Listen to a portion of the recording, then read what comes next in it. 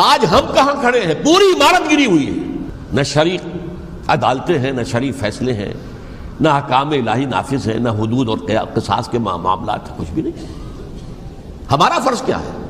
حضرت حسین کی مدح کرتے رہیے، تعریف کرتے رہیے، صحابہ کرام کی مدح کرتے رہیے، مدح صحابہ، اس کے لیے مجلسیں قائم ہو رہی. بھائی کر کیا رہے ہو؟ تھے تو آبا وہ تمہارے ہی، مگر تم کیا ہو؟ ہاتھ پر ہاتھ دھرے منتظر فردا ہو. تلک امت قد خلت لہا ما کسبت ولکم ما کسبتم. وہ تو ایک امت تھی جو چلی گئی، اللہ کے ہاں پہنچ گئے. جو کچھ انہوں نے کمایا وہ ان کے لیے، تمہارے لیے نہیں ہے. تمہارے لیے وہ ہوگا جو تم کماؤ گے. ہمارے لیے راستہ اب یہی ہے کہ خلافت راشدہ کے مکمل نظام کو اثر نو قائم کرنے کے لیے منہج انقلاب نبوی کو اختیار کریں.